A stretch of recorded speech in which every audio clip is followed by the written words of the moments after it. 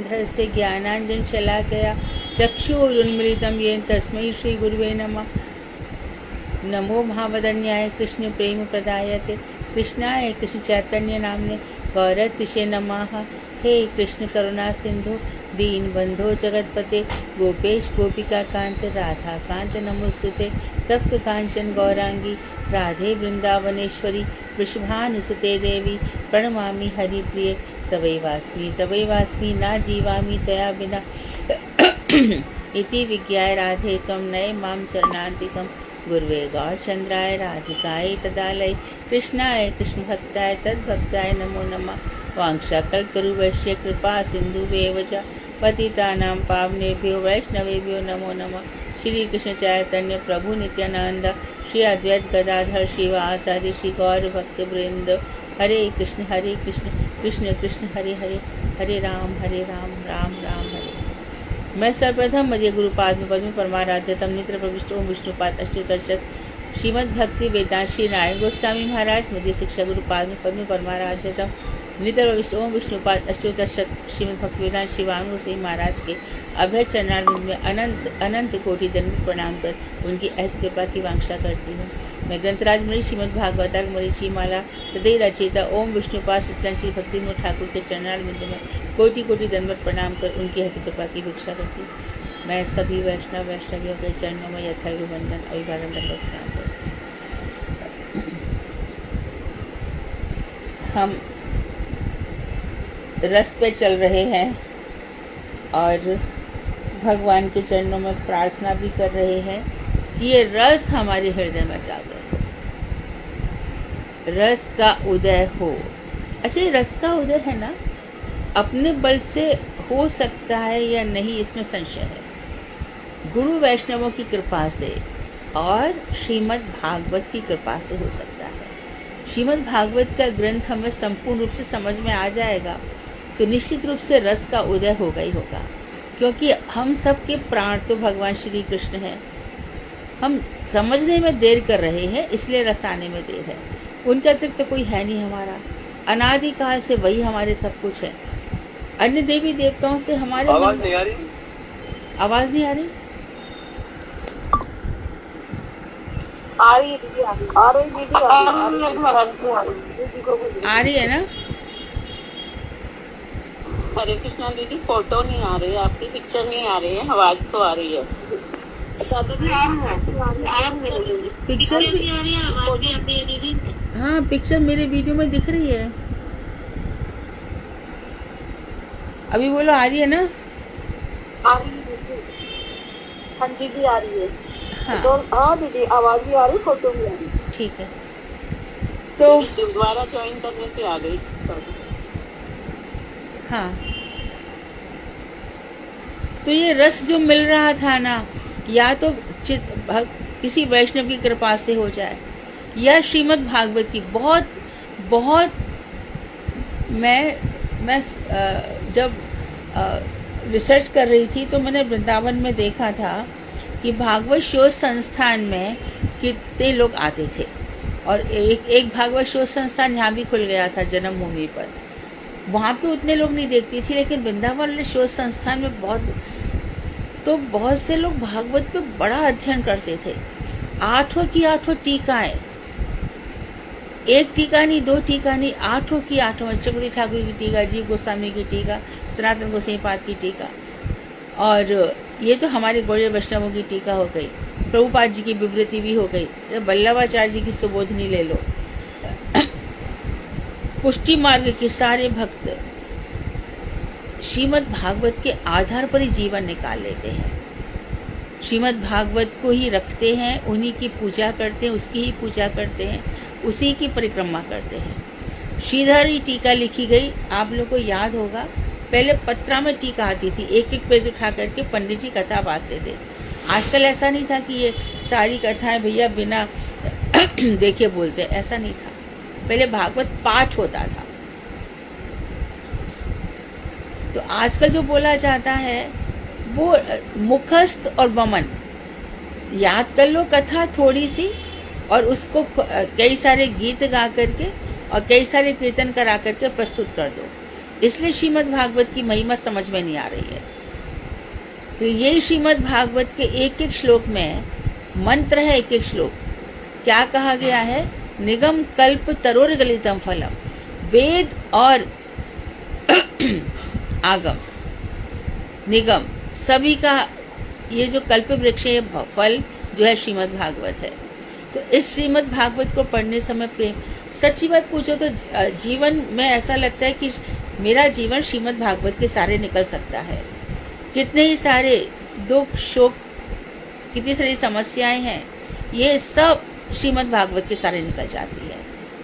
हमारे चाहे कोई भी आचार्य वर्ग हो, श्रीमद् भागवत पे टीका लिखते रहे, क्या किया पूरे जीवन। तो ये जो रस है, ये श्रीमद् रसमालयम, श्रीमद् भागवत रस का घर है, आलय, रस का आलय है। मुहु रहो रसिका भूमि भावुका, और रसिको भावुको इस श्रीमद् भागवत का बार बार पान करो। ऐसा फिर तुम भक्तिविनोद ठाकुर ने भी इसी को उठाया और 5 रसों के लिए बात करी। और 5 रस आते आते वृंदावन के जो 3 रस हैं, इन 3 रसों में जो मधुर रस है, जिसकी राधा जी प्रधान है, तो ये राधा जी जब जीवन में आ जाती हैं, तब हमारे सारे कर्मों से मुंह हट जाता है। क्या करूंगा कोई कर्म करके, क्या पालूंगा मैं। कर्म हट जाते जीवन में। कर्म क्या? यज्ञ इत्यादि करना, कुआं खुदवाना, इष्टापूर्त कर्म है ना, बगीचे लगवाना, अस्पताल खुलवाना, धर्मशालाएं खुलवाना, ये सब जो कर्म है जिनका सीधा संबंध शरीर से है। इसके बाद ज्ञान से भी मन हट जाता है। स्वाध्याय करना, अरे मैं ये पढ़ लूँगा, इतने सारे ग्रंथ पढ़ लूँगा, कितनी सारी फिलॉसफीज हैं, उन सबको भी देख लूँगा। कभी हम योग की तरफ बढ़ जाते हैं, कभी सांख्य की तरफ बढ़ जाते हैं, कभी न्याय की तरफ बढ़ जाते हैं। और हमारी गलत फहमी चल रही है आसन और प्राणायाम, इनको भी हम योग समझ लेते हैं। ये योग जो है, ध्यान योग, वो तो समझ में आता है, भक्ति योग समझ में आता है, पर प्राणायाम इत्यादि योग नहीं है। योग को भी योगा कर दिया, वो गलत कर दिया। आसन और प्राणायाम अलग चीज़ है। तो योग है भगवान से जुड़ना, ध्यान योग एक है, सांख्य योग है ही। और इसके बाद सांख्य से संख्या, सांख्य तत्व को भगवान ने भी माना। और उद्धव जी को जब हम 11वें स्कंध में आएंगे, तब हम देखेंगे कि उद्धव जी को ज्ञान दिया गया, संख्याएं बताई गई। तब भगवान ने 28 तत्व तो बताए। 28 तत्व के साथ साथ भगवान ने कहा, श्रीमद् भागवत में कहा, कोई इसको 6 तत्व मानता है, कोई 7 मानता है उद्धव, लेकिन ध्यान रखो, आत्मा और परमात्मा ये दुख मुख्य बातें हैं। तुम मेरे अंश हो, इसलिए तुम मुझसे जुड़ो। फिर उद्धव जी से क्या कह दिया कि तुम चले जाओ बद्रीनाथ में। उद्धव जी को क्यों कहा? क्योंकि इधर यदु वंश का संहार होने वाला है और बद्रीनाथ बहुत सेफ जगह है, वहाँ पर तुम्हें कुछ नहीं होगा। वहाँ नर नारायण पर्वत है और वहाँ पर मैं बहुत वहाँ पर तपस्या करता हूँ, जिसके कारण ये जगह बहुत सेफ है।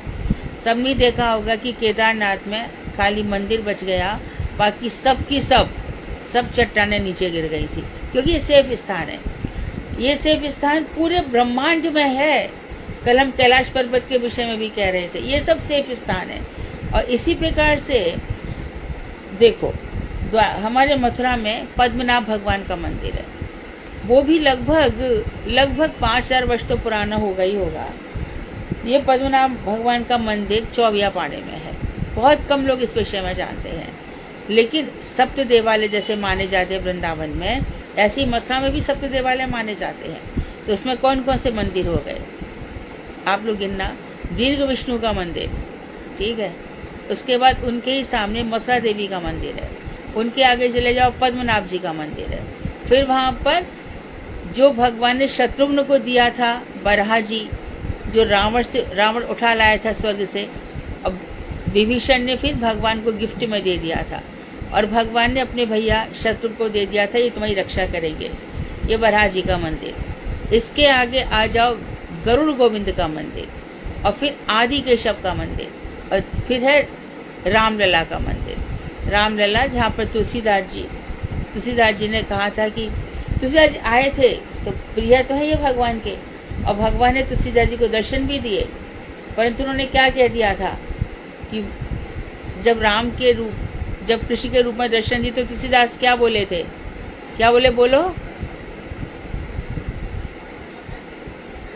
जब राम के रूप में दर्शन दिए मथुरा में, हाँ, कहा कहूँ छवि आज की भले बने हो नाथ, तुलसी मस्तक जब नवे धनुष बाण ले हाथ। कृष्ण बोले अरे तो पक्का राम भक्त है। तो फिर भगवान ने क्या किया, कित मुरली कित चंद्रिका कित गौवन को साथ, अपने जन के कारण कृष्ण भय रघुनाथ।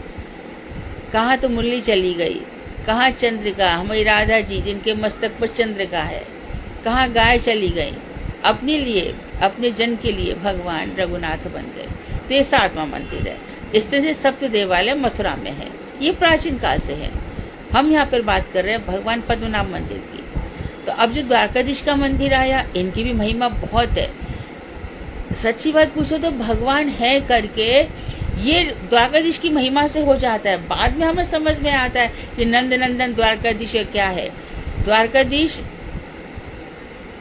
सेठ जी थे, अब करीब 250 वर्ष हो गए होंगे।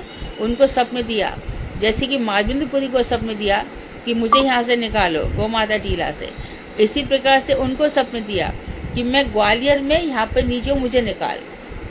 सेठ उनको निकाल के लाया, ये मंदिर बना। मंदिर के ठीक सामने सेठ का घर है, सेठानी का बाड़ा बोलते हैं उसको, सेठानी का बाड़ा बोलते हैं।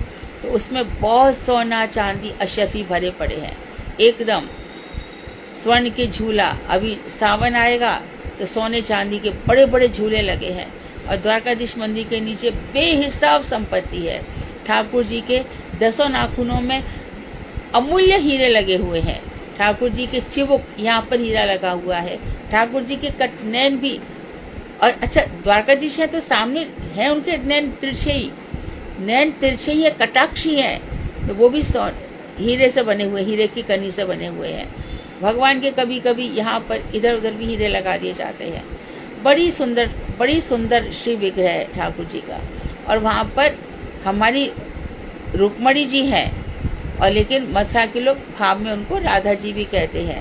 है द्वारकाधीश चतुर्भुज, लेकिन पूरी की पूरी सेवा पुष्टि मार्ग की है। बाल गोपाल के रूप में उनकी सारी सेवाएं हैं। यद्यपि चौथी जो 8 उनके झांकियां हैं, तो इसमें चौथी झांकी राजभोग कही जाती है, परंतु शुरू में ही उनके पालना, बाल गोपाल, मंगला, ये सब जो है। अभी ग्वाल दर्शन है, मंगला के बाद ग्वाल दर्शन होते हैं, फिर भगवान गौचारण से आते हैं, फिर राजभोग दर्शन होते हैं, फिर शयन। इस तरह से उनकी 8 झांकी है। उत्थान होता है। ये द्वारकाधीश जब कभी भक्तों को खूब प्रकार के अपने अचरज दिखाते हैं, अद्भुत कारनामे दिखाते हैं। इसलिए द्वारकाधीश की जो मंगला होती है, तो पूरा की पूरे मथुरावासी जो भगवान के प्रेमी है, हम तो मंगला के कंगला हैं। मंगला के बिना हम जी नहीं सकते। तो जब द्वारकाधीश में चोरी होती है, चोरी करने वाला अंधा बन जाता है। जब कभी भी बाढ़ आती है तो निश्चित रूप से बाढ़ आएगी, और द्वारकाधीश जी के चरण छूकर तभी बाढ़ एकदम उतर जाती है। तो यमुना जी भावावेश में आ जाती है, द्वारकाधीश जी के चरण छूती है, फिर निकल जाती है। और सुबह सुबह आकर के, चाहे कुछ भी हो, वहाँ के लोग आकर के गोविंद हरे गोपाल हरे, जय जय प्रभु दीन दयाल हरे, वहाँ पर, और फिर आपस में कवित्व छिड़ जाते हैं भगवान के लिए। एक टीम एक गाएगी, दूसरी टीम दूसरा गाएगी। वहाँ पर पालना होता है ठाकुर जी का, और पुष्टि मार्गी संगीत होता है। पहली मंगला उनकी, देखो हमारी मंगला अलग तरह की। हमारी मंगला निशांत काल में हमारे प्रिया प्रियतम उठते हैं, और प्रिया प्रियतम उठते जो मंगल आरती है, उसमें 12 या 13 बार मंगल शब्द आया है। और उसमें उस समय का वर्णन है कि जो ककटी बंदरिया है वो भगवान को उठाती है। कुसुमित सरोवर पवन हिलोल, सरोवर में पवन कुसुम खिल गए हैं। धीर समीर मंद, समीर प्रवाहित हो रहा है। तो हमारे यहाँ का जो अलग है निशांत लीला 4:30 बजे के दर्शन है, क्योंकि उसके बाद प्रियाजू और लालजू अपने अपने घर चले जाएंगे। योग माया उठा देती है और इसको उठाने की व्यवस्था सब ललिता जी, विशाखा जी सब आरती की थाली लेकर के आ जाती हैं। इसलिए हमारे मंदिरों में, जितने भी हमारे मठ मंदिर में, उसमें अंधकार रखा जाता है कि अभी निशांत लीला है, अभी सूर्योदय नहीं हुआ। बाकी सब जगह, कई जगह तो बांके बिहारी इत्यादि में तो मंगला आरती होती भी नहीं है, द्वारकाधीश में होती, तो वहाँ की आरती कैसी है देखो। संसार के प्राण आधार हो तुम, श्री कृष्ण तुम्हारी जय होवे, मही भार उतारण हार हो तुम, श्री कृष्ण तुम्हारी जय होवे। वहाँ भी भाव है, बहुत सुंदर भाव है, परंतु इस तरह की वृंदावनीय रसोपासना नहीं है। वहाँ भी खूब उत्सव होते हैं। पुष्टि मार्ग के संप्रदाय में इतने उत्सव होते हैं कि वल्लभ कुल की बलिहारी जब देखो जब तैयारी। वल्लभ कुल यानी कि वल्लभाचार्य जी का ये वंश है, और यहाँ पर भी यदि कोई बच्चा हो जाता है बोलेंगे वल्लभ बालक है। ये कौन है? वल्लभ बालक है, वल्लभ कुल का बालक है, वल्लभ बालक है। तो वहाँ पे एकादशी इत्यादि के लिए बड़े, और इतनी जबरदस्त अन्य आश्रय कभी नहीं करेंगे। अनन्य आश्रय वाला संप्रदाय है, श्री कृष्ण के अतिरिक्त और किसी का आश्रय लेते नहीं है। यही एक संप्रदाय ऐसा भी है जहाँ कोई भी व्यक्ति ज्योतिषी के पास नहीं जाता, श्री कृष्ण की शरण छोड़कर कोई ज्योतिषी के पास नहीं जाता। तो पुष्टि मार्ग के संप्रदाय में अब धीरे धीरे वहाँ भी वैसे ही हो गया है, वो चीजें नहीं रह गई। लेकिन पुराने लोग हैं जो अभी तक चल रहे हैं, उस समय के वासुकी चतुर्वेदी, मनहर शास्त्री, ये सब गुरुदेव इनको बुलाया करते थे। रूप गोस्वामी की जब ये होती थी, वो लोग आकर के रूप गोस्वामी पे इतना अच्छा बोलते थे कि क्या कोई गौड़ी संप्रदाय वाला बोलेगा। महाराज जी बड़े प्रसन्न होते थे, महाराज जी का रोम रोम खुश हो जाता था। तो वो लोग हमारे, अब यही लोग खुद ही, ये लोग पुष्टि मार्ग वाले कहते थे, देखो भैया जो जतिपुरा है, वो जतिपुरा नाम तुम्हारे वाले माधवेंद्र यति के ही नाम से है। जानबूझ करके पुष्टि मार्ग वाले कहते कि यहाँ पे वल्लभाचार्य जी की बैठक थी। तो ये जो रस की बात है, ये आती है रसिकों के संग बैठकर, रसिकों भावुक के संग बैठकर के कृषि की चर्चा होती है। और जिसने कभी रस का, देखो किताबी ज्ञान और खाली शाब्दिक ज्ञान से बोल दो, बड़ी बड़ी बातें नहीं हो, रस की बातें रोम रोम को छूती है। इसलिए कहा है कि धाम में जाओ, वहां पे धाम में बैठ करके रसिकों के साथ बैठो। रसिकों उनसे कह दो समय नहीं है, कहा निज सेवा में जा रहे हैं। ये शब्द कितना कितना हार्ट को टच करता है। निज सेवा क्या? अपनी अंतरंग सेवा में जा रहा हूं मैं। क्या अंतरंग सेवा है? जो यहाँ पे करूंगा, यस्य जादृशी, जिसकी जैसी सेवा होगी तस्य तादृशी सिद्धि भवेत्, उसको वही सिद्धि ऊपर भी मिल जाएगी, ऊपर के लोकों में। तो बचपन से लेके अभी आप यहाँ पे नरसिंह भगवान आते हैं, तो खम्भ फाड़ करके गली गली में नरसिंह भगवान की लीला होती है। ठीक है, खम्भ फाड़ के ठाकुर जी आ गए। वहां पर 1 वर्ष के अंदर, यानी पिछली नरसिंह से इस नरसिंह के बीच में जो बच्चे हुए होते हैं, उनको नरसिंह भगवान की गोदी में दे दिया जाता है। क्या सोचकर कि अब ये हमारा बच्चा सुरक्षित है, ये प्रहलाद है। उसको सुंदर, बढ़िया सुंदर सी मोतियों से लगी हुई टोपी पहनाई जाती है, सुंदर सुंदर काजल लगाया जाता है। तो इन भावों के अंदर तो हमें यदि ऐसे लोगों का साथ मिल जाए तो रस आ जाएगा। तो या तो रस भरा पड़ा श्रीमद् भागवत में, या रस भरा पड़ा है साधुओं के संग में।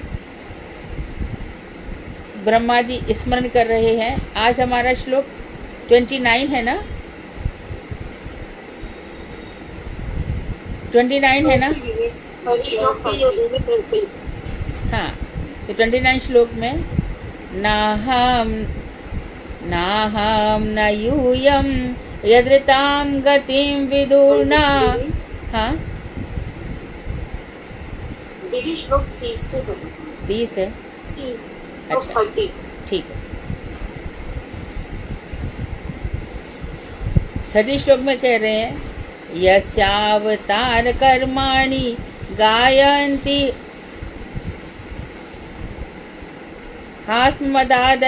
ह्यस्मदादयाः नायं विन्दति तत्त्वेन तस्मै भगवते नमः। जिनके अवतार की लीलाओं का हम गान करते रहते हैं, अवतारों की लीलाओं का, परंतु तत्वतः वे लीलाएं क्या हैं ये हम समझ नहीं पाते। तो उन भगवान के विषय में ज्ञान आदि की चेष्टा विफल है, अतः हम उन्हें नमस्कार करते हैं। तो जिनके अवतारों की लीलाओं का हम गान करते रहते हैं, परंतु हम तत्वतः वे लीलाएं क्या हैं इसको हम समझ नहीं पाते। भगवान की लीलाएं भगवान के कृपा से ही समझ में आ सकती हैं। वो कौन सी लीलाएं कर रहे हैं नहीं समझ में आ सकता। हमने बताया था आपको, द्विविध वानर भगवान श्री राम के समय से अब तक था। क्या भगवान श्री राम के होते हुए इसको लक्ष्मण जी से कैसे द्वेष हो सकता है? फिर भी हुआ और अपनी दुर्गति कराई। तो भगवान की जो अनंत लीलाएं हैं, इनके रहस्य कहाँ समझ में आते? तब हम कहते हैं कि भागवत की टीका खोलो, उसमें क्या लिखा है। फिर कई जगह ऐसा होता है, जैसे कि महाराज पृथु का भी था। महाराज पृथु ने कहा था कि मुझे चरण सेवा दे दो। फिर प्रश्न आ गया कि चरणों में तो लक्ष्मी जी बैठी, तुम्हें कहाँ से सेवा मिलेगी? उस पर हमारे टीकाकारों ने खूब लिखा है। अब भागवत में तो श्लोक नहीं लिखा है, परंतु टीकाकार कह रहे हैं, महाराज पृथु कह रहे हैं कि मेरे से ईर्ष्या हो सकती है लक्ष्मी जी को, और वो मुझे वहां से निकलवा भी सकती हैं, परंतु भगवान वात्सल्य बस मुझे रख लेंगे, मुझ पर कृपा कर देंगे।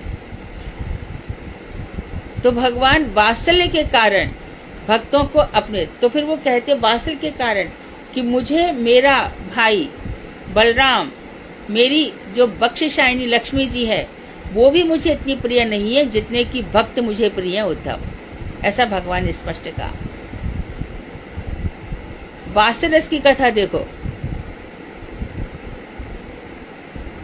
सार्वभौम भट्टाचार्य हैं।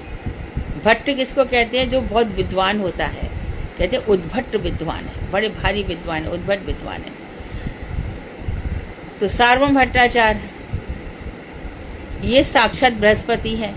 वात्सल्य की बात देखो, रस की बात देखो। उसके बाद फिर गौरांग महाप्रभु सन्यासी बन गए हैं। सन्यासी बनकर जगन्नाथ जी मंदिर में जाते हैं, भगवान के दर्शन करते हैं। उनको दर्शन देखते ही उनको मूर्छा आ जाती है, वो मूर्छित होकर गिर पड़ते हैं। सार्वभौम भट्टाचार्य देख रहे हैं ये सन्यासी है, अपने भावनाओं को कंट्रोल नहीं कर पा रहा है, अपने भावनाओं की रक्षा करना चाहिए, इसको भावों को ठहराव आना चाहिए। तो मूर्छित होते हैं, फिर थोड़ा पानी वानी दे करके उनको अपने घर ले आते हैं। किस रिश्ते से लाते हैं? क्योंकि नीलांबर चक्रवर्ती जो महाप्रभु के नाना जी हैं, उस रिश्ते से कि भैया वो मेरे ही गांव के हैं, ले आते अपने घर पे। और क्या सोच के लाते हैं कि इसको वेदांत सुनाऊंगा तो इसके हृदय में जो इतना रस है वो थोड़ा सूख जाएगा और ये भावों को कंट्रोल कर पाएगा। तो उन्होंने कहा आपको वेदांत सुनाते, सुनाइए। 7 दिनों तक वेदांत सुनाया। 7 दिनों तक महाप्रभु एक शब्द नहीं बोले। तो सार्वभौम बोले, भट्टाचार्य उनकी उपाधि है, सार्वभौम बोले मैं 7 दिनों तक बोलता रहा, आपको एक शब्द समझ में नहीं आया क्या? आप कुछ बोले नहीं क्या?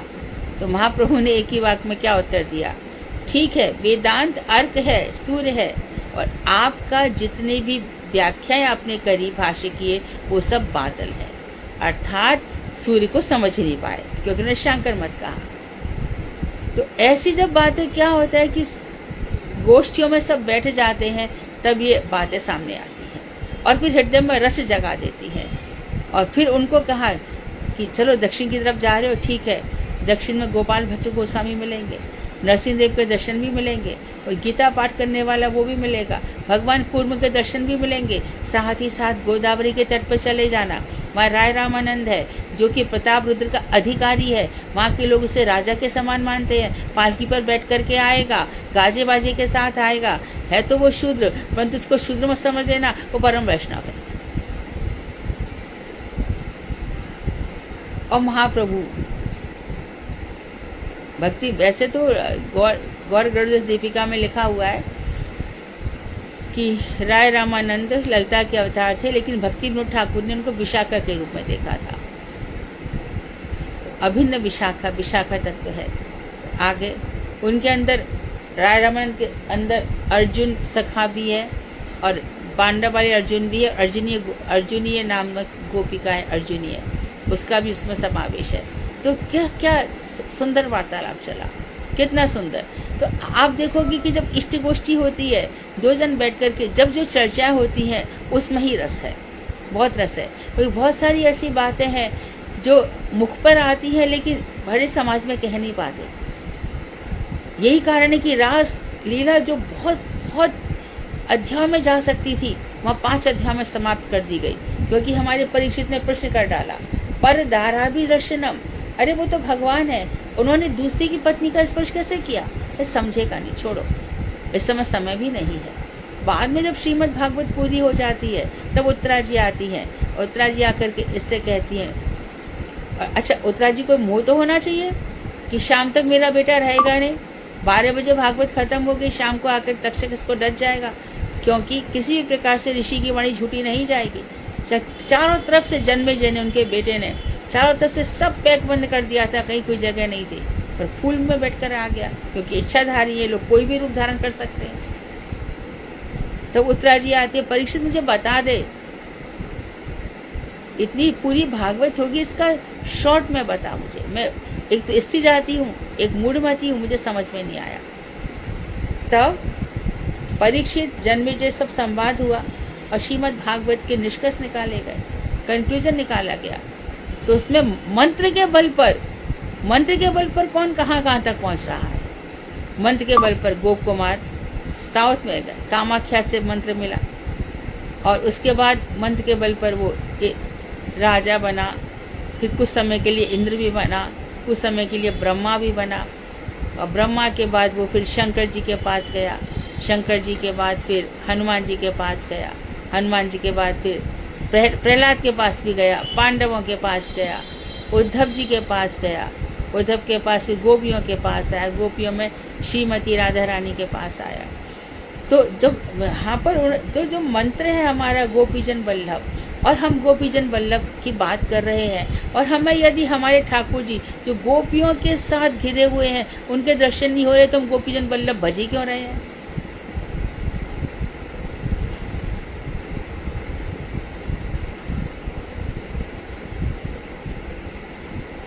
इसलिए हृदय में बहुत अधिक चिंतन करते रहना चाहिए, ध्यान करना चाहिए। ध्यान किसका होगा? भगवान के रूप का होगा। फिर चिंतन में क्या चीजें आएंगी? भगवान के गुण आएंगे, उनकी रूप माधुरी आएगी। तो भगवान की लीलाएं क्या है ये हमारी समझ में नहीं आती, भगवान कृपा करे तो समझ सकते हैं। और बता रहे, तीर्थम चक्रे नृपोना यद जनी यदुषु सहसरित पाद शौचम। बहुत ही लाइट हो गया है।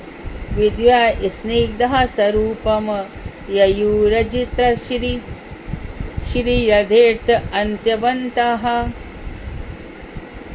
यन्नाम मंगलंघनम। मैं श्लोक छोड़ करके आगे पढ़ती हूँ। जिन्होंने यदुकुल में जन्म ग्रहण करके अपने पाद शौच चरण धोवन रूप गंगा नदी के तीर्थत्व को अपनी कीर्ति के समक्ष लघु कर दिया है, और जिससे विद्वेष करके समस्त असुर ब्रह्म स्वरूप प्राप्त करके स्निग्ध हुए हैं, जिस श्री अर्थात लक्ष्मी की कृपालेश प्राप्ति के लिए अन्य देवता तपस्या करते हैं, वे लक्ष्मी स्वयं जिनके श्री चरण कमलों की सेवा करती है। और तो एक एक करके बता रहे, तो हम इसको स्पष्ट करते चले जाते हैं। तो ये बता रहे हैं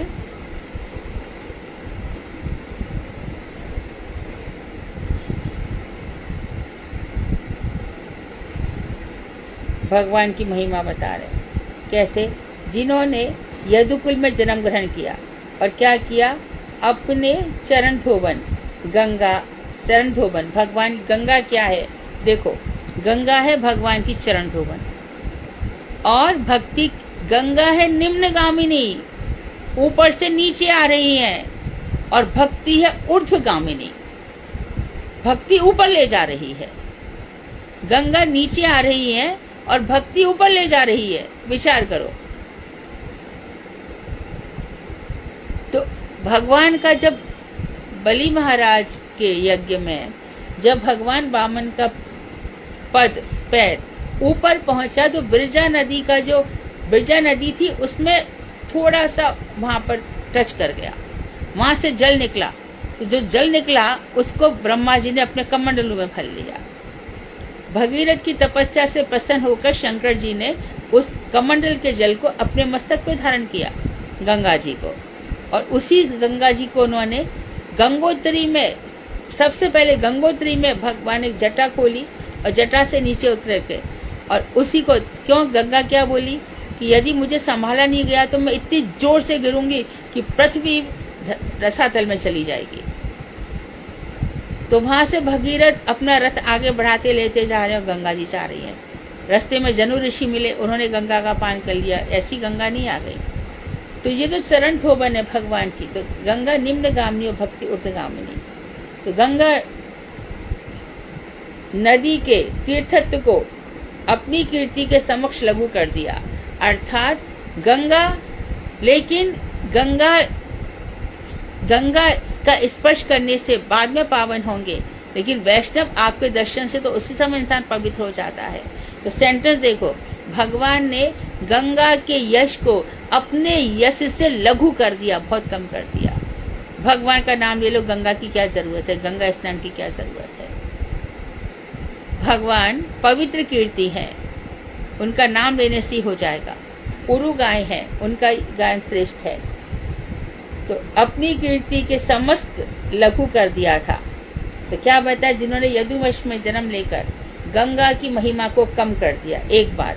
दूसरी बात है, जिनसे विद्वेष करके समस्त असुर ब्रह्म स्वरूप प्राप्त करके स्निग्ध हुए हैं। अर्थात क्या, जिनसे इन्होंने द्वेष किया सारे असुरों ने, बकासुर, पूतना, प्रलंबासुर, धेनुकासुर, अरिष्टासुर, जितने भी असुर, व्योमासुर, तो जितने भी असुर हैं, क्योंकि भगवान श्री कृष्ण का स्पर्श इनको मिला है, तो इसलिए ये क्या हुए हैं, ऊपर गए हैं मुक्ति लोक में, जहाँ पर जो लोग अहम ब्रह्मास्मि इत्यादि चिंतन करके जिस लोक को प्राप्त होते हैं, उसी लोक को ये असुर प्राप्त हुए हैं। जो भगवान से द्वेष करते हैं वो भी ब्रह्म स्वरूप को प्राप्त हुए हैं। तो भगवान से चाहे काम से, भय से, स्नेह से, कैसे भी करके भगवान से संबंध हो जाता है, तो स्थिति इसको प्राप्त हो जाती है। तो असुर सिद्ध लोक को प्राप्त हुए, ब्रह्म स्वरूप बन गए हैं, स्निग्ध हो गए हैं, अर्थात उनका असुरत्व नष्ट हो चुका है। और जिस श्री अर्थात लक्ष्मी की कृपालेश प्राप्ति के लिए अन्य देवता तपस्या करते हैं। जब समुद्र मंथन से लक्ष्मी जी निकलती है, एक तो है चंचला लक्ष्मी जो समुद्र की बेटी है। कहते हैं कि एक लक्ष्मी जी ऋषि भृगु की भी बेटी है, तभी उनको यह है कि मैं ब्राह्मण की पुत्री हूँ। जब लक्ष्मी कभी कहती है मैं ब्राह्मण की पत्नी हूँ, ये अभिमान भी उनको है। और एक जो है भगवान श्री कृष्ण की भगवान विष्णु के चरणों में जो रहती है, उनकी जो बख्शिशायनी है, वो लक्ष्मी चंचला नहीं है। लेकिन समुद्र वाली जो लक्ष्मी निकली है वो चंचला है, जिसके लिए कहा जाता है ना कि आज एक घर में कल दूसरे घर में, कभी यौवन में कभी वृद्धावस्था में लक्ष्मी क्या, ये तो चंचल है। लक्ष्मी का ये तो हाथ का मेल है। लक्ष्मी के हाथ का मेल है, हाथ का मेल तो सारे लोग इसकी पूजा क्यों करते हैं, परंतु ये रहती नहीं है। जैसे हाथ रिगड़ो तो उसमें से मेल निकलेगा और फिर चला जाएगा, इसी प्रकार से धन का क्या है, रेत की तरह फिसल जाता है कभी, और कभी एकदम चला आता है। तो इनकी बात कर रहे हैं कि जिन श्री अर्थात लक्ष्मी की कृपालेश प्राप्ति के लिए। तो समुद्र मंथन से लक्ष्मी निकली तो सामने कई सारे लोग थे। उन्होंने कहा मैं किसको माला डालूं, ब्रह्मा जी को तो नहीं डालूंगी, चतुर्मुखी है। शंकर जी, इनके तो यहाँ पे वक्ष स्थल पे सांप बासुकी नाग जनेऊ की तरह लटका हुआ है। शंकर जी का वेश कितना कितना मनोरम है। बासुकी नाग उन्होंने जनेऊ की तरह पहन रखा है। गंगा यहाँ पर, चंद्रमा यहाँ पर, और नाग भी ऐसा नहीं है कि शांत बैठा रहे, ऐसे रहता है अपन। सवारी भी बैल की है, मृग छाल पहनते हैं, भस्म लगाए रखते हैं। बड़ा अच्छा इनका शंकर जी का जो वेश है ना, बड़ा आकर्षक है। तो क्यों लगाई उन्होंने चिता की राख क्यों लगाते हैं? इसलिए कि जब इसको ले जाया गया तो राम नाम का उच्चारण किया गया, मेरे प्रभु का राम नाम बोला गया, इसलिए इसकी चिता भी मेरे सिर माथे पर है। और श्री कृष्ण, श्री राम और शंकर जी, इनमें आपस में बहुत प्रेम है। अद्वैताचार्य जो सदाशिव तत्व है, महाप्रभु उनको बहुत मानते हैं। अद्वैताचार्य सदाशिव तत्व को कोई समझ नहीं सकता, और इनके बिना भक्ति भी नहीं हो सकती। इसके लिए गौड़ीय वैष्णव अद्वैताचार्य का व्रत करते हैं।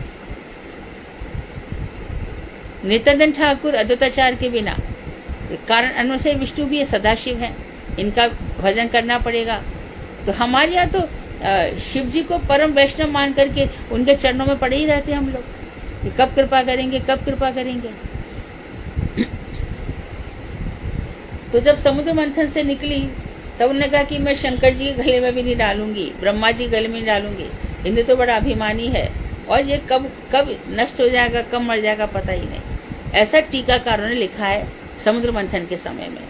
फिर उन्होंने क्या किया, किस पर डाला, हमारे विष्णु जी के गले में माला डाली। फिर लक्ष्मी जी के लिए जो लोग तपस्या करते रहते हैं, ब्रह्मा इत्यादि सभी लोग, उनकी कृपालेश प्राप्ति के लिए सारे देवता तपस्या करते हैं।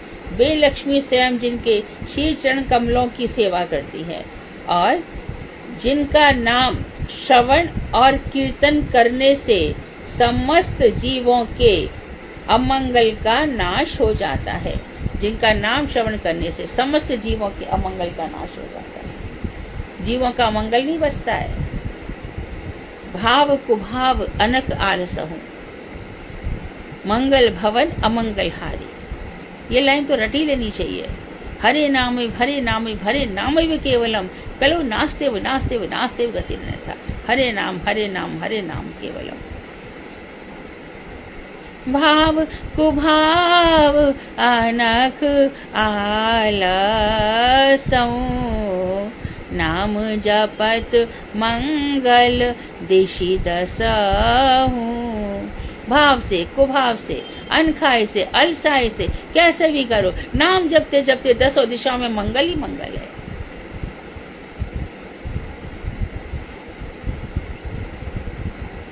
उमा कहूं में अनुभव अपना, क्या अनुभव अपना है? राम नाम सत्य, जगत सब सपना। एक राम का ही नाम सत्य है, बाकी जगत ये सपना है। पिछले जन्म में कौन हमारे साथ कौन कौन क्या था, इस जन्म में आ गए। अच्छा, बड़ा दुख होता है, मेरे भाई ने ऐसा किया, मेरी बहन ने ऐसा किया। एक हमारे यहाँ बहुत बड़े बहुत फेमस पर्सनैलिटी है।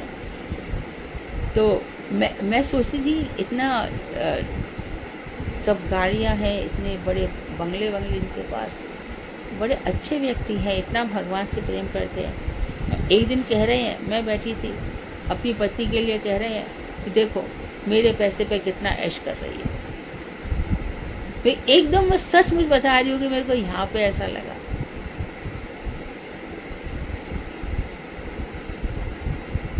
क्या है ये जगत? ऐसा ही है, सब स्वार्थ का संबंध है, पूरा की पूरा। स्वार्थ लाग करे सब प्रीति, सुर नर मुन सभी की है। अधिकांश 90% लोगों को यही दुख है, मेरे भाई ने ऐसा किया, मेरी बहन ने ऐसा किया, मेरी भाभी ने ऐसा किया, मेरे चाचा ने, मेरे ऐसे, घर घर में सबको दुख है। और फिर भजन करते करते उन लोगों की बातें याद आती है, हमारे साथ ऐसा किया, देखा। और फिर भगवान से भी, भगवान मैं तो इसको कितना सच्चा प्यार करती थी और मेरे साथ कैसा किया। और फिर भजन चौपट, सारा भजन चौपट, जैसे तैसे समय मिल करके ब्रह्म मुहूर्त में उठे और ये संसार के लोग याद आ गए। एक ऐसी बहुत दुखी था, मैं जब ये मथुरा में 2 महीने थी ना, कि दीदी बहुत याद करते हैं स्मरण, लेकिन बातें भूलती नहीं है। मैं कहती तू एक काम कर, जब भी माला करती मन जाए तो राधा कुंड की जय, श्याम कुंड की जय, रघुनाथ दास गोस्वामी की जय, फिर मन भटका, फिर मन को ला, फिर बार बार बोल वृंदावन बिहारी लाल की जय, यमुना की जय। इस तरह से सारे के सारे, तो उसको उससे थोड़ा लाभ हुआ, ऐसा कह रही थी कि मुझे अब थोड़ा लाभ। इतनी मैंने इतना अपने भाई के लिए मैं इतने गिफ्ट लाती थी, भतीजे के लिए इतना सब कुछ लाती थी, मुझे लगता ही था मुझे मेरे ही है, और मेरे साथ इन्होंने ऐसा व्यवहार किया, तो कब तक रोएगी, कब तक दुखी होगी। हर जन्म में ही ऐसा है। इसलिए जो मार्ग है ना, ये बहुत ही भगवान की कृपा है। सचमुच इतने कुछ हमने ऐसी सुकृति के पुंज इकट्ठे हुए हैं कि हम लोग इन चीजों को समझ पा रहे हैं, उनकी कृपा को। तो सारे के सारे अमंगलों का नाश हो जाता है, तथा जिनका आश्रय लेने से अच्युत गोत्र प्रवृत्त होता है, जिनका आश्रय लेने से, इस चीज को और समझो। अच्युत गोत्र मतलब क्या, हम किसी से जुड़े हुए नहीं हैं। अच्युत, इस संसार से, जैसे हमारे भगवान अच्युत हैं, कहाँ भगवान से जुड़ गए हम, अच्युत भगवान से, और संसार से हम बिल्कुल ही छूट गए। तो जिनके संबंध से हम अच्युत बन जाते हैं, अर्थात भक्ति से जुड़ जाते हैं, भगवान से जुड़ जाते हैं, उन अच्युत भगवान का हम साथ नहीं छोड़ पाते। तो अच्युत गोत्र प्रवृत्त हो जाता है, हम उसमें प्रवृत्ति हो जाती है हमारी। अब तो बस योगेश्वरेश्वर अच्युत भगवान, अच्युत क्यों कहा, क्योंकि बहुत गहरे अर्थ भी हैं जो समाज में बोलने लायक नहीं होते हैं, लेकिन ऐसे भी अर्थ हैं जिससे कि श्री कृष्ण अच्युत है, अर्थात भक्तों को कभी नहीं छोड़ते अच्युत, और भक्त भगवान को कभी नहीं छोड़ते। तो हम जो कुछ करेंगे भगवान के लिए करेंगे। और उन काल चक्रायुध अर्थात कला मूर्ति और दुरंत प्रभाव युक्त चक्रधारी श्री कृष्ण के लिए पृथ्वी का भार हरण करना क्या कोई आश्चर्य की बात है। तो काल चक्र आयुध अर्थात काल मूर्ति और दुरंत प्रभाव युक्त चक्रधारी श्री कृष्ण के लिए, तो भगवान साक्षात काल स्वरूप है। काल चक्र उनका आयुध है, उनका चक्र हमेशा चल रहा है। चक्रवर्ती परिवर्तन ते सुखा नीचा दुखा नीचा, कभी चाहे तो पूरी सृष्टि उलट पलट करके रख दे, और उनका चक्र निरंतर चल रहा है। और मैं काल हूँ, मैं निरंतर चल रहा हूँ।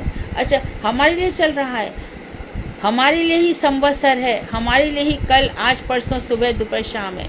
वहाँ तो नित्य काल है, वहाँ तो कुछ मतलब नहीं है। यहाँ पर ही डिकेड दशक बन गया, सेंचुरी 100 वर्ष बन गए, यहीं पर ही सब कुछ होता है, वहाँ तो कुछ नहीं होता। तो काल चक्रधारी भगवान श्री कृष्ण का काल हमेशा के लिए चल रहा है, तो पृथ्वी का भार हरण करना उनके लिए कौन सी बड़ी बात है।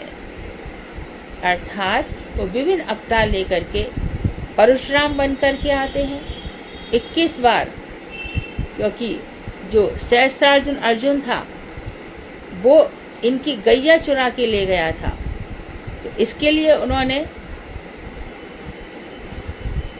और इनके पिता का वध भी कर दिया था जमदग्नि ऋषि का, बाद में उनका सिर जोड़ दिया गया था। तो है वंश के जितने भी क्षत्रिय थे उन्होंने सबको नष्ट कर दिया। अब जो थोड़े बहुत क्षत्रिय उसमें से कुछ बच गए थे, तो है वंश के क्षत्रियों को, क्योंकि वो बड़े खूंखार होते थे, तो परशुराम कहते ब्राह्मण द्रोही है, इनका रख के पृथ्वी पर क्या होगा। तो खुद ही भगवान श्री कृष्ण जब मैया कह रही है उनसे, दूर खिलन जन जाहु लाल बन आए हैं हाउ, लाल बन आए हैं हाउ। कन्हैया दूर खेलने मत जा।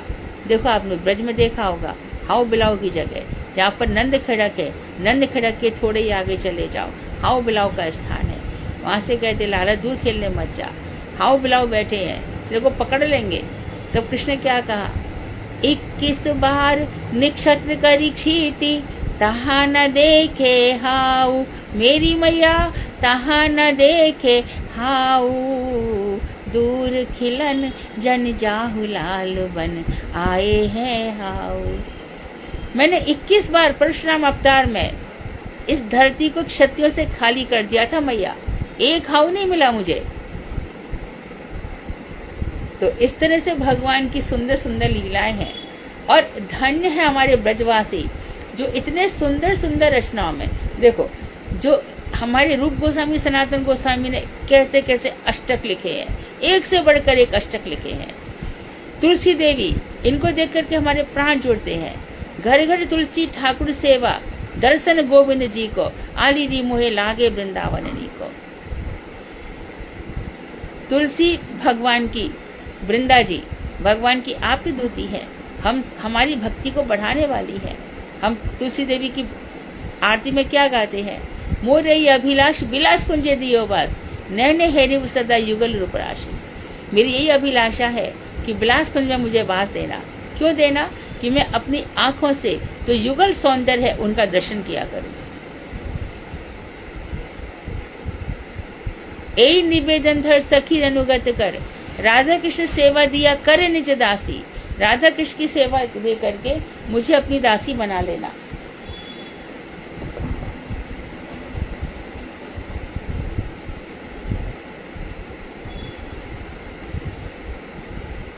मेरे पास आज फोन बता देना, मुझे टाइम नहीं है ना। कितना टाइम बाकी है, काफी अभी 5 मिनट बाकी है दीदी। अच्छा हाँ, तो ऐसे भगवान परशुराम के रूप में आते हैं। समुद्र मंथन के समय 4 अवतार धारण कर लेते हैं।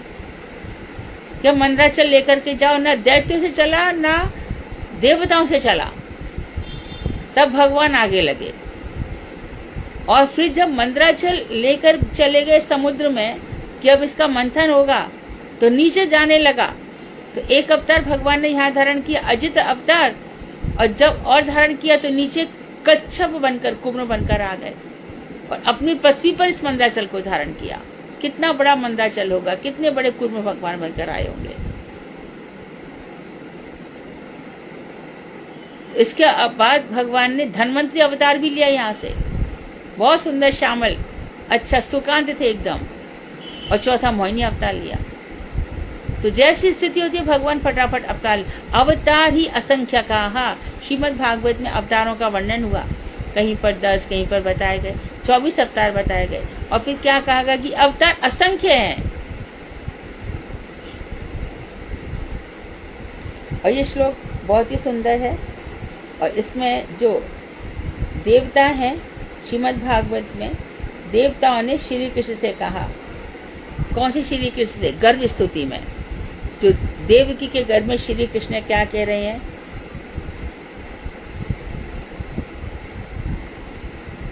सत्यव्रतम सत्य परम त्रिसत्यम सत्यम से योनिम निहितम च सत्य।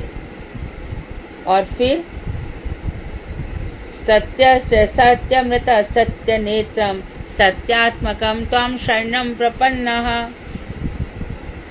इसमें कहा, हे भगवान आप सत्यव्रत हैं, जो कुछ आप संकल्प करते हैं वही हो जाता है। और जो भक्त भी धीरे धीरे धीरे भक्त भी सत्य संकल्प हो जाता है, अपने समान सारे गुण दे देते हैं भगवान को। कहते हैं महाराज जी आप कह दोगे तो जरूर हो जाएगा। तो कृपा करके कभी महाराज जी ने कह दिया तो वो होगा ही होगा। गुरु मुख पद्म वाक्य चिते करिया एक, आर न करिए मने आशा। जो गुरुदेव ने कह दिया उससे हमारा एक साथ। कभी भी हमें अपना, मैं बहुत बोल सकती हूँ, मुझे बहुत कुछ बोलने को आता है, मैं ऐसे करके मत करो, बिल्कुल दैन्य भाव मत छोड़ना कभी भी, नहीं तो बहुत ऊट पटांग शब्द मुंह से निकलेंगे, ध्यान रखना। वाणी पर हमेशा संयम रखो, 100 बार सोचो फिर मुंह से बोलो, तो धीरे धीरे वाणी में क्या हो जाएगा, सत्य का संचार हो जाएगा। वैसे भी जनरली कोई झूठ नहीं बोलता, तो वो जो भी बोलता है वो सत्य हो जाता है।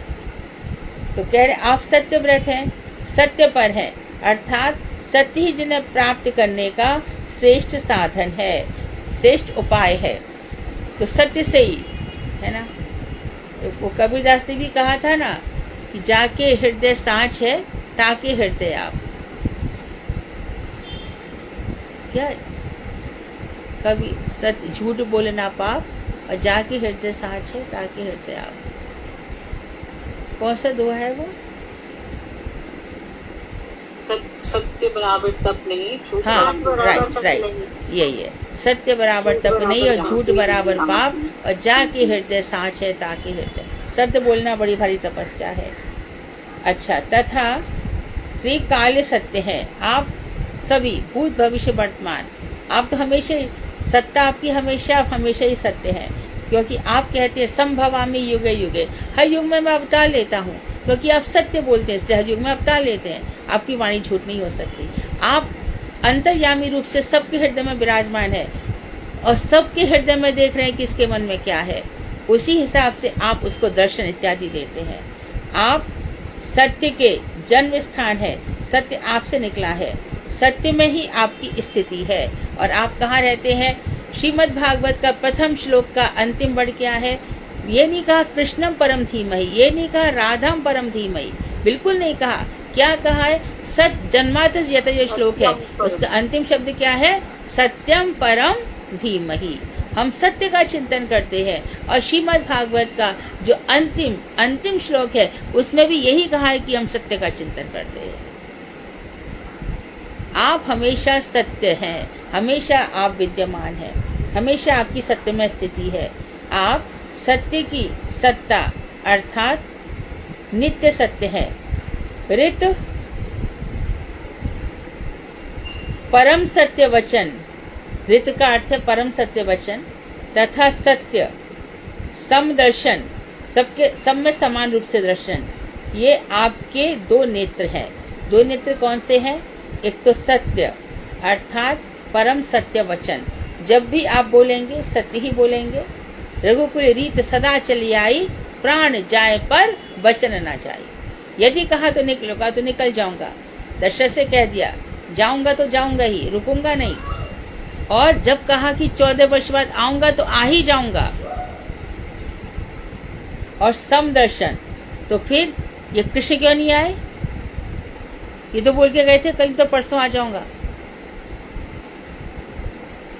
कृष्ण अवतार में बहुत सारे क्वेश्चंस होते हैं, बहुत से क्वेश्चंस हैं, परंतु वहां पर एक चीज ये भी आती है, क्योंकि लीला है ना, बात बात में लीला है। वृंदावनम परित्यज्य पादमेकं न गच्छति, कभी गए ही नहीं कृष्ण। और कृष्ण ये भी सोचा था और ये लोग भी नहीं गए, क्योंकि वसुदेव ने नंद बाबा का स्वागत नहीं किया ठीक से। नंद बाबा लेकर के तो आए, अक्रूर जी ने कहा कि आओ इनको लेकर के, तो अक्रूर जी उन दोनों भैयाओं को तो लेकर के चले गए अपने रथ में, और नंद बाबा बैलगाड़ी से गए छकड़ी में। तो वहां पे अपने घर बुलाते, थोड़ी दिन रखते कि अरे आओ, इतने दिन हमारे बेटे को रखा। वसुदेव जी ज्यादा बात नहीं करी, तो श्री कृष्ण भी सोचा नहीं बुलाता हूँ, ये लोग उनका सम्मान नहीं कर पाएंगे। और यही वाली बात हुई कि जब कुरुक्षेत्र में यज्ञ हो रहा था और नंद बाबा यशोदा बिना बुलाए पहुंच गए, तो कैसी लड़ी थी पद्मा, बृहद भागवत में पड़ा होगा। अरे तूने मेरे बेटे को जरा सा माखन क्या खिला दिया, कितनी गैया चरवाई, कितना परिश्रम करवाया, अरे 2 जोड़ी चप्पल तेरे से नहीं पहनाई गई, इसके चरणों में पादुका तक नहीं डाली तूने। ऐसी सब बात हो गई थी। जहाँ तक कि कुरुक्षेत्र में श्रीमद् भागवत में दशम स्कंद खोलेंगे तब पढ़ेंगे, वहाँ पर रोहिणी जी और देवकी दोनों बैठी हैं और श्री कृष्ण बैठे हैं यशोदा जी के पास। तो दोनों कह रही है बात में, देख देख कैसा हमारा बेटा इसके पास ही बैठा रहता है, देख उनसे कैसे प्यार से बातें कर रही है, और देख हमारा बेटा हमें तब देखता तक नहीं है, यशोदा से कितनी मिल मिल के बातें कर रहा है।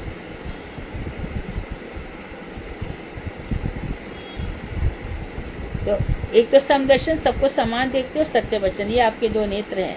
आप सत्यात्मक है, पूरे सत्यात्मक, सत्य से युक्त है, अतएव हम आपके शरणागत हुए हैं। तो देवता ऐसी प्रार्थना कर रहे हैं।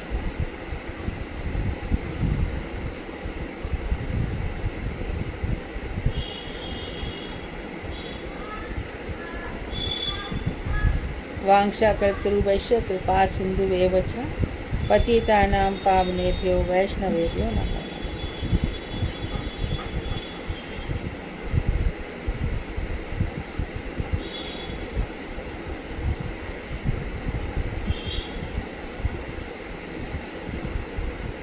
कृष्ण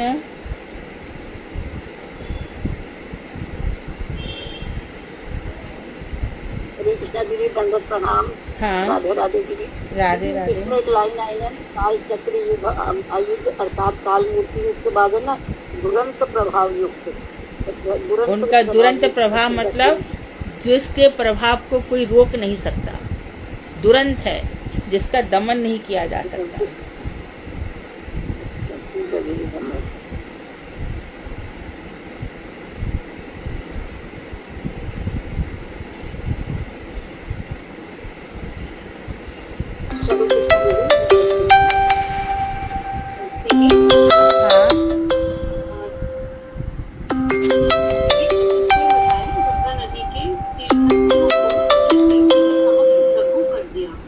हाँ, लाइन का जो अर्थ है वो स्पष्ट नहीं हुआ, मतलब कौन सी लाइन का? गंगा नदी के तीर्थत्व, बोलो, फिर से बोलो। गंगा नदी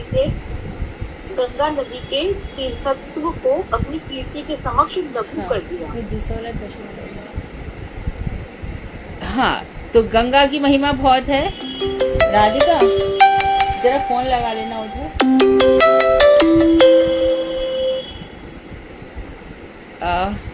हाँ, गंगा की जो यश है, भगवान के यश के आगे, भगवान का यश के आगे गंगा का यश कम हो गया। ठीक है, श्री कृष्ण का एक दफे नाम ले लो। तो जिनकी कीर्ति के आगे गंगा का यश लघु हो गया, कम हो गया। अर्थात कि जिनकी ऐसे है, मतलब हाँ, भगवान की कीर्ति की वजह हमें यहाँ पर बताया। हाँ हाँ,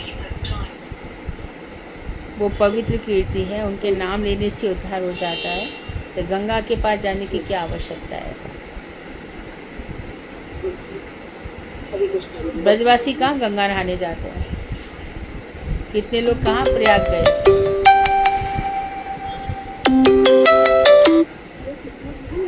सबके देवालय के नाम रिपीट कर दीजिए।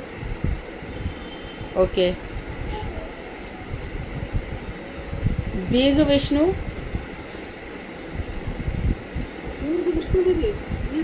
दीर्घ, लघु का अपोजिट दीर्घ होता है ना। दीर्घ विष्णु,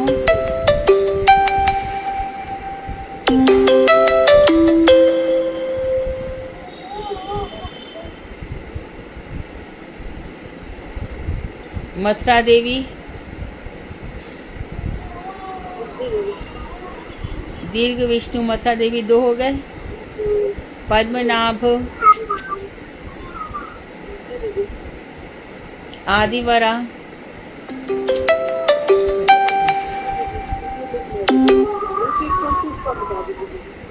आदिवरा हो गया, 4 हो गए।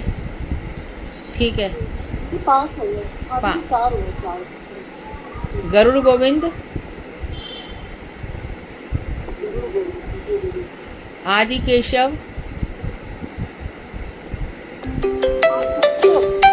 आदि केशव, हाँ, जन्मभूमि पर है।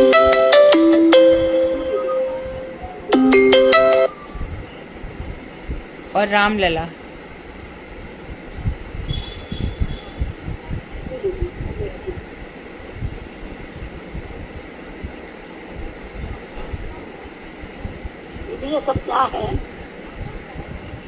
जैसे वृंदावन में सप्त देवालय है ना, अच्छा, एक उठा के बात करते हुए लगा रही हूँ फोन। मथुरा में है ये। ऐसे मथुरा में सप्त देवालय है।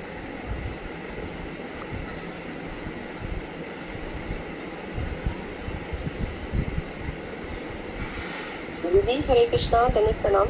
हाँ, दीदी ये देवालय पास में है, दूर दूर जाकर है, थोड़ा आसपास ही है, अलग अलग है थोड़े? अच्छा, दूर देकर मैं लगा देता हूँ। और आसपास में है। हाँ। दंडवत प्रणाम दीदी आपको।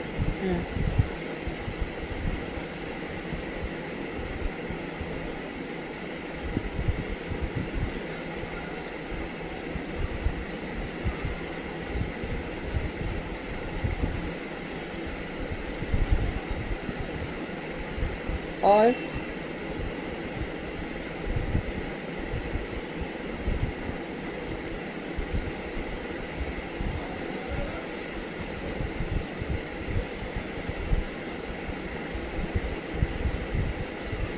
ठीक है, श्रीमद् भागवत। हरे कृष्णा दीदी, दंडवत प्रणाम। हाँ, धन्यवाद। दीदी कल का ध्रुव चरित्र कंटिन्यू करना है। हाँ, कल हमने स्तुति तक पढ़ लिया था। ठीक है, जी आज अब वो लौट करके आएंगे, संक्षेप में वही सब सुनाओ। लौट जी। करके आएंगे, और मैं नारद जी जानती पहले से ही खबर पहुंचा देंगे। स्वागत करने के लिए उनके पिताजी भी आ जाएंगे, माताएं भी चली आएंगी।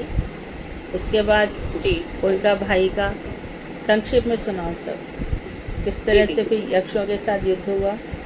और फिर जब ध्रुव जा रहे हैं तो सबसे पहले कहा कि मेरी माँ कल माता आपकी आगे ही जा रही है। जी। ओम अज्ञानतिमिरान्धस्य ज्ञानाञ्जन शलाकया चक्षुर्मीलितं येन तस्मै श्री गुरुवे नमः। वाञ्छाकल्पतरुभ्यश्च कृपा सिन्धुभ्यः एव च पतितानां पावनेभ्यो वैष्णवेभ्यो नमो नमः। गुरुवे गौरचन्द्राय राधिकायै तदालये कृष्णाय कृष्ण भक्ताय तद्भक्ताय नमो नमः। सर्वप्रथम मैं अपने गुरुदेव श्री अष्टोत्तर श्री श्रीमद् भक्ति वेदांत दंडी गोस्वामी जी महाराज के चरणों में असंख्य कोटि दंडवत प्रणाम ज्ञापन करती हूँ। तत्पश्चात अपने परम गुरुदेव नित्य लीला प्रविष्ट श्री अष्टोत्तर श्री श्रीमद् भक्ति वेदांत नारायण गोस्वामी जी महाराज के चरणों में असंख्य कोटि दंडवत ज्ञापन करती हूँ।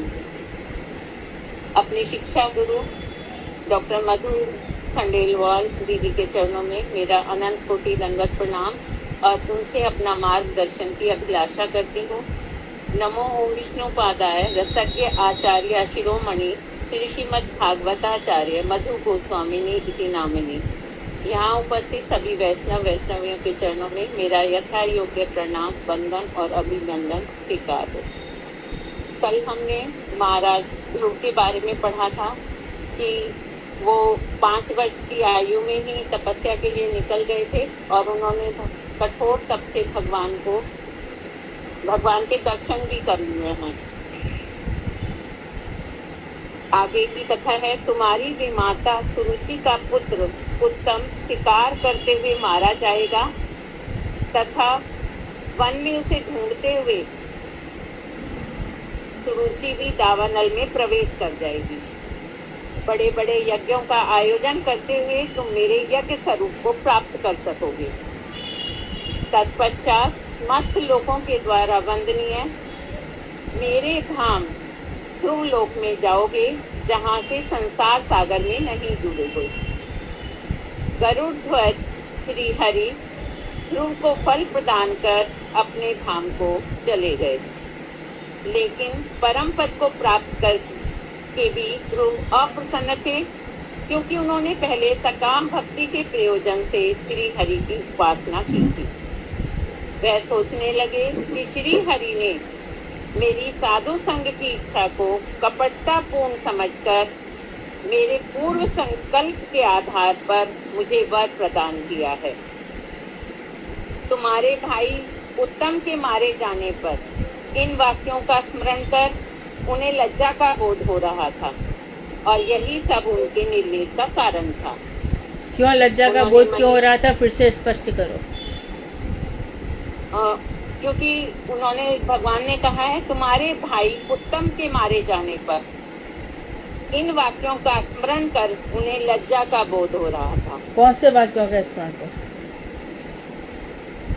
कि तुम्हारे भाई उत्तम के मारे जाने पर, कि तुम्हारा भाई जो है जब भगवान ने शिकार उनसे करने के कहा लिए- था कि तुम 36,000 वर्षों तक भोग करोगे, तो उनको लज्जा इसके लिए अनुभव हो रही है कि भगवान उनको कह रहे कि तुम भोग करो, और मैंने जैसे कि कोई राजा के पास चला जाता है और उससे मांग लेता है कि मुझे एक जोड़ी जूता दे दो, तो ये क्या किया कि भगवान के सामने आकर और मैंने क्या मांग लिया, ये लोक का राज मांग लिया, उच्च पद मांग लिया, इसके कारण उनको लज्जा हुई है।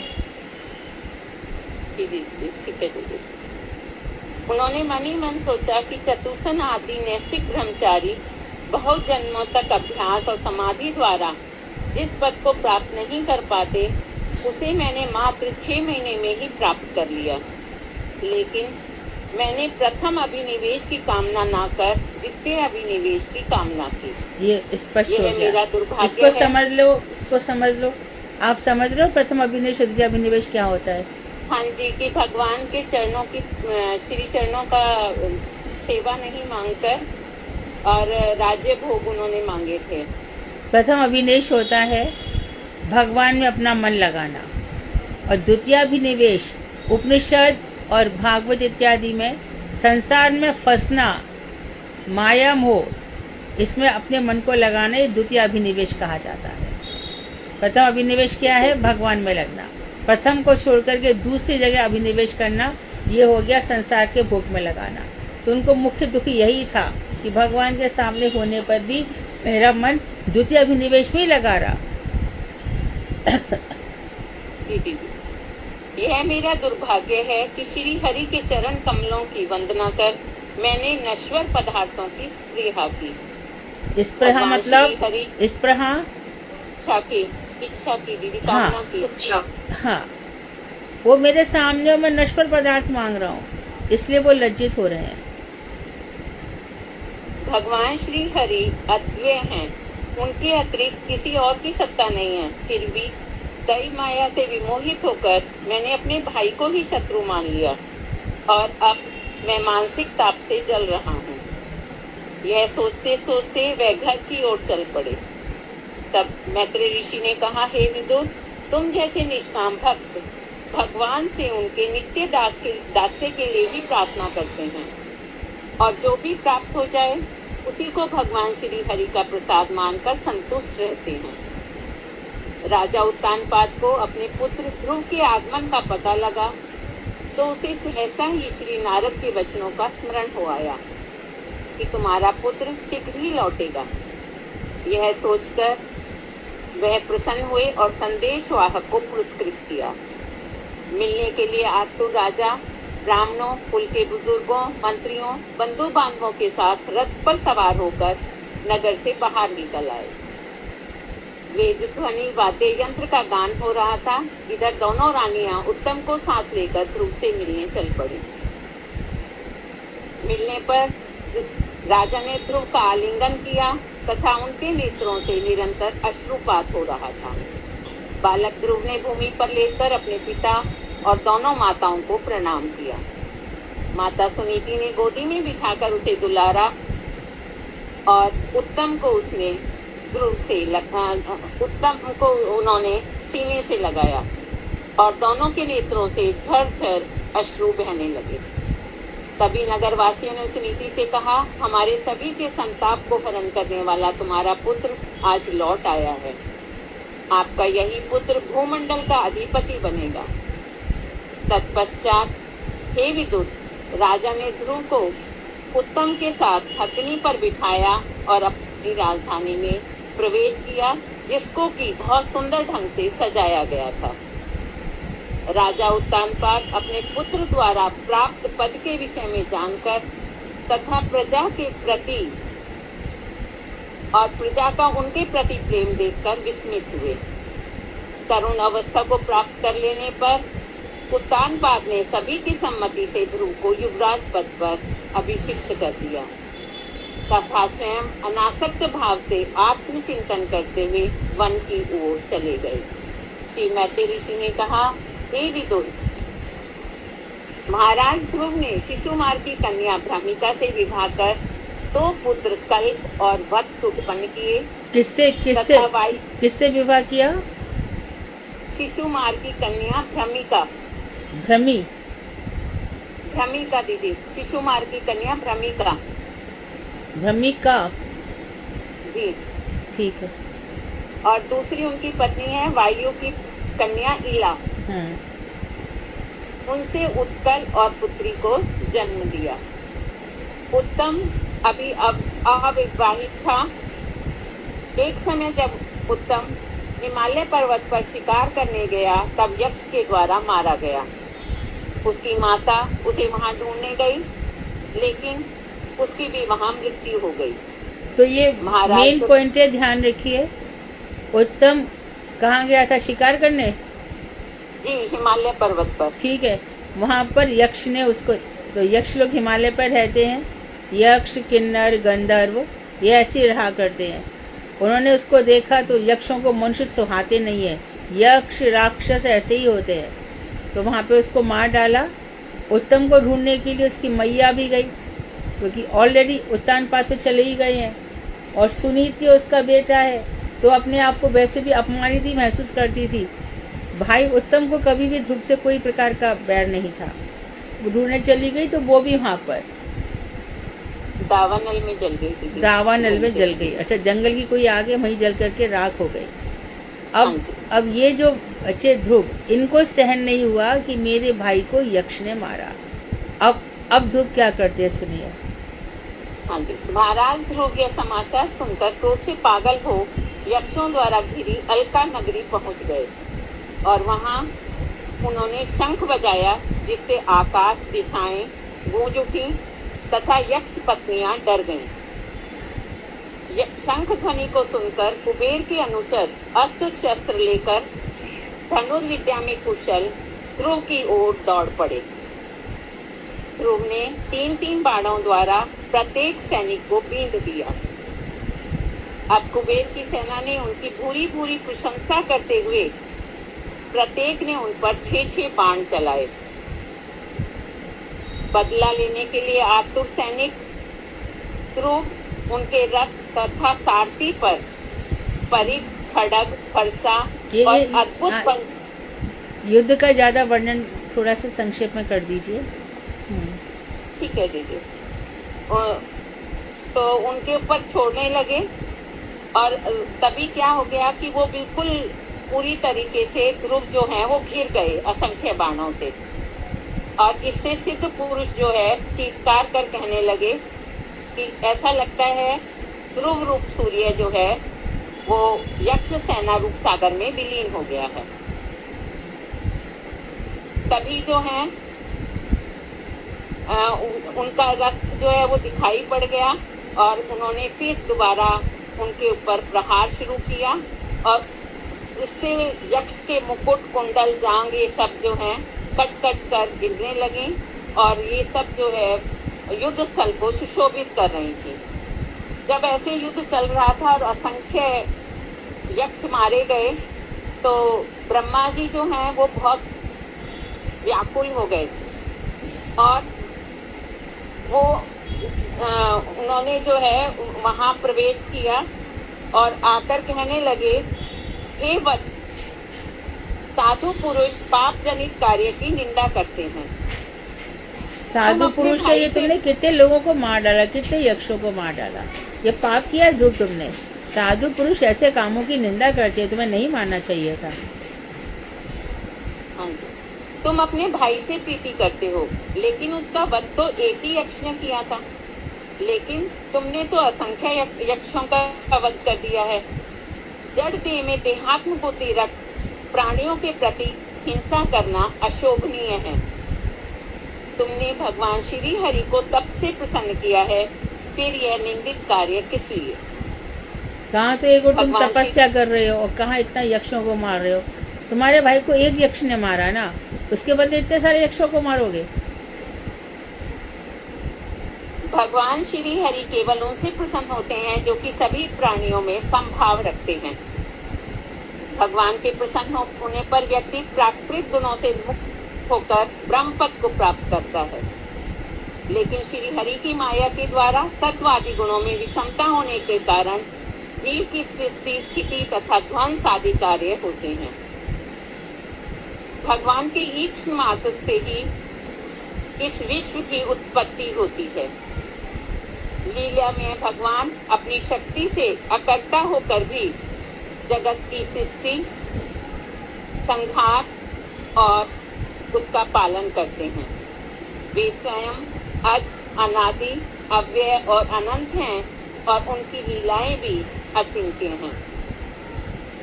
वो सबके हृदय में वास करते हैं, ना उनका कोई प्रिय है और ना अप्रिय।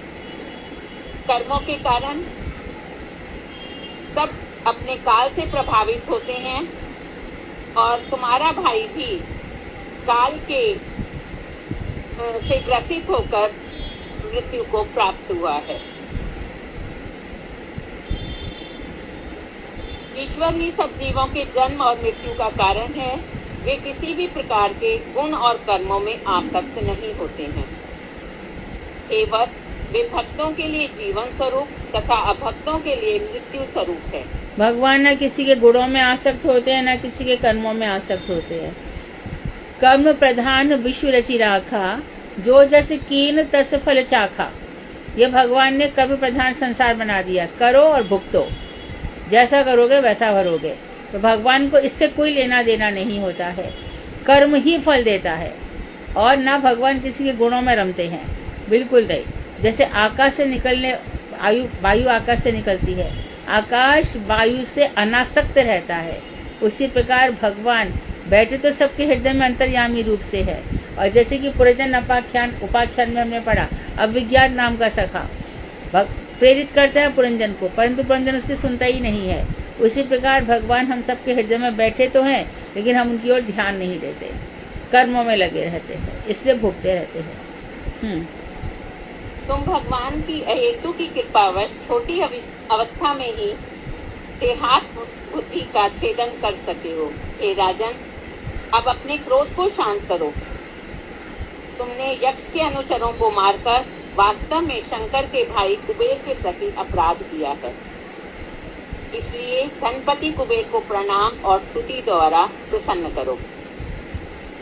मनु इस प्रकार अपने पौत्र को शिक्षा देकर वापिस अपने स्थान पर चले गए और उन्होंने उनके वचनों से प्रभावित होकर क्रोध का त्याग कर दिया और हिंसा का मार्ग छोड़ दिया। तब महाराज कुबेर भी वहां आ पहुंचे और उन्होंने कहा कि तुमने अपने पितामह के सदुपदेश से क्रोध का परित्याग किया है और मैं तुम्हारे इस कार्य से बहुत प्रसन्न हूँ कि तुमने अपने बुजुर्गों का कहना माना है, इसलिए मैं तुम्हें वर देना चाहता हूँ। तब उन्होंने कहा कि मुझे तुम अब यहाँ से चले ना तो वास्तव में तुमने यक्षों का वध किया है और ना तुमने ही यक्षों का वध किया है और ना ही यक्ष के द्वारा तुम्हारे भाई का वध हुआ था। केवल काल ही इसका कारण है। जितेंद्रिय होकर सभी जीवों में अवस्थित संसार बंधन को काटने वाले श्री हरि का भजन करो। तब मैत्रेय ऋषि ने कहा, हे कुरुश्रेष्ठ, परम भागवत ध्रुव ने उनसे भगवान श्री हरि की अचल भक्ति मांगी ताकि अविद्या रूपी संसार सागर से पार हुआ जा सके। कुबेर भगवान श्री हरि की अखंड भक्ति का वर देकर वहां से चले गए। इसके बाद महाराज ध्रुव ने अपनी पुरी में आकर भगवान की नित्य निरंतर एकाग्रचित होकर सेवा की और सभी प्राणियों में भगवान श्री हरि के दर्शन करने लगे। उन्होंने 36,000 वर्षों तक पृथ्वी पर राज्य किया। शुद्ध चित्त वाले ध्रुव ने विचार किया कि जगत सत्य है, लेकिन जीव के लिए यह अविद्या के द्वारा रचित है और स्वप्न में देखे चलचित्र के समान है। अतः अंत में उन्होंने अपने पुत्र उत्कल को राज्य का भार सौंपकर बद्रिका आश्रम चले गए। वहां निर्मल जल में स्नान कर जितेंद्रिय होकर भगवान के विराट स्वरूप का चिंतन करने लगे। उनका हृदय द्रवीभूत होने लगा, रोम रोम खिल गया। तभी उन्होंने देखा कि सारी दिशाओं को प्रकाशित करते हुए एक परम सुंदर विमान आसमान से नीचे उतर रहा है, जिसमें गदा का आश्रय लिए हुए 2 श्रेष्ठ देवता खड़े हैं, जिनकी 4 भुजाएं हैं, श्याम वर्ण है, तरुण है, आभूषणों से अलंकृत और नेत्र अरुण कमल के समान है। महात्मा ध्रुव श्री हरि के उत्तम पार्षद किंकर और मधुसूदन को देखकर घबरा गए और पूजा विधि को भूल गए। आसन से खड़े होकर हाथ जोड़कर भगवान के नामों का उच्चारण करने लगे। जय नारायण, जय गोपाल, जय गोविंद। उनका चित्त पूर्णतया भगवान के श्री चरणों में अनुरक्त था। तभी श्री नारायण के प्रिय पार्षद उनके निकट जाकर प्रेम से बोले, हे राजन, आपका मंगल हो। हम शांग पाणी श्री हरि के सेवक हैं और आपको उन्हें उनके श्री चरणों में ले जाने के लिए आए हैं। आप इस विमान पर बैठकर विष्णु पद को चलिए, जहाँ की सप्त ऋषिगण भी नहीं जा पाते हैं।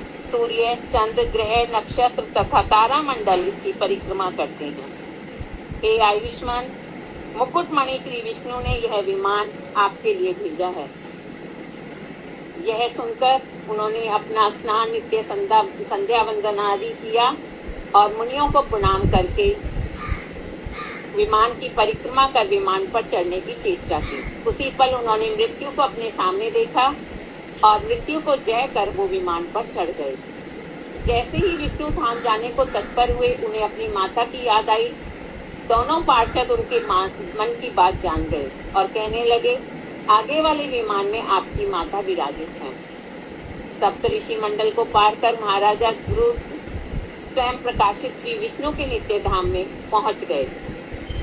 उनका चित्त निर्मल भाव से श्री हरि में अनुरक्त है तथा वे अन्यों को भी श्री हरि की सेवा में लगाते हैं। केवल वही भगवान के एकमात्र सुगत हैं। श्री जी ने ध्रुव के संबंध में कहा कि पतिव्रता सुनीति के पुत्र ध्रुव ने अपने तप से जिस गति को प्राप्त किया है वह सबके लिए अप्राप्य है। अब दीदी इसकी फलश्रुति है कि ध्रुव का चरित्र अति पावन, धन्य, कीर्ति व आयु की वृद्धि करने वाला, मंगलकारी, मन को शुद्ध करने वाला तथा पापों का नाश करने वाला है।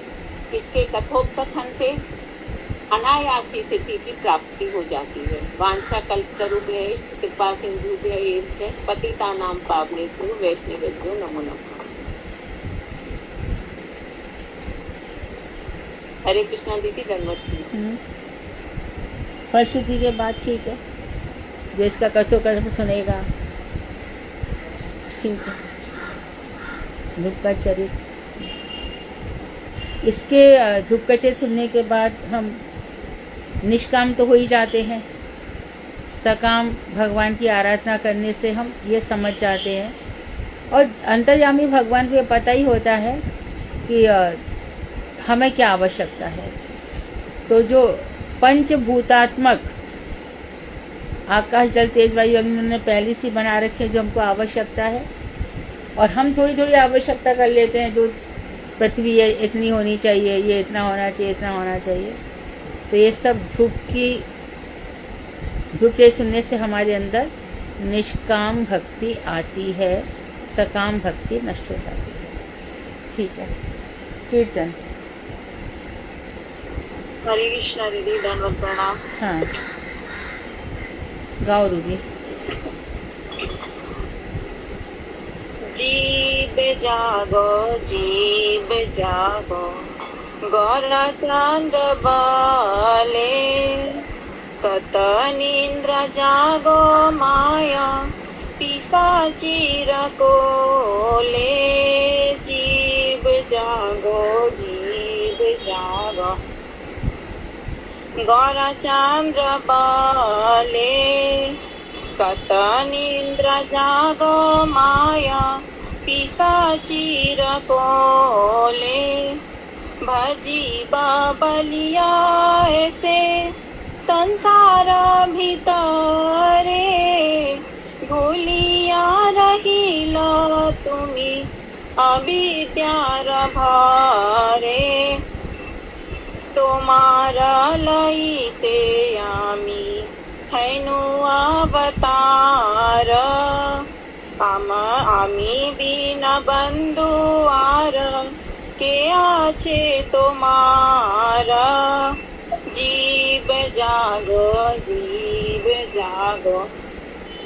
गौरा चंद्र बाले कथा निंद्र जागो माया पिसाची रकोले एनाची औषधि माया नासी बार लागी हरि नाम महामंत्र लाओ तुमी मांगी एनाची औषधि माया नासी बार लागी हरि नाम महामंत्र लाओ तुमी मांगी भगति विनोद प्रभु चरणे पड़िया से हरि नाम मंत्र लाइनु मांगिया भगति विनोद प्रभु चरणे पड़िया से हरि नाम मंत्र लाइला मांगिया जीव जागो गौरा चंद्र बाले कथा निंद्र जाग माया पिसाची रकोले जय सचिनंदन जय गौर हरि सचिनंदन जय गौर हरि गौर हे हरे कृष्ण। ठीक है, वहाँ बॉस अर्थ बोलोगी रूबी, इसका अर्थ बोलोगी? हाँ जी दीदी, हाँ जी दीदी बोलो। श्री गौर सुंदर महाप्रभु कह रहे हैं, अरे जीव जागो कितनी देर तक माया पिचासी गोद में सोओगे, तुम इस जगत में भजन करोगे ऐसा प्रतिज्ञा करके आया था, परंतु जगत में आकर अविद्या माया में फंसकर तू सब भूल गया है। तुझे लेने के लिए मैं स्वयं ही इस जगत में अवतरीन हुआ हूँ। अब तू स्वयं विचार कर कि मेरे अतिरिक्त तेरा बंधु और कौन है। मैं माया का विनाश करने वाली और सदी हरिनाम मंत्र लेकर आया हूँ। तुम मुझसे वह महामंत्र मांग लो। और भक्ति विनोद ठाकुर जी ने भी महाप्रभु के चरणों में गिर कर वह हरिनाम महामंत्र मांग लिया। हरे वांक्षकर्तृवश्च कृपा सिन्धुभ्येव च पतितानां पावनेभ्यो वैष्णवेभ्यो नमः। हरे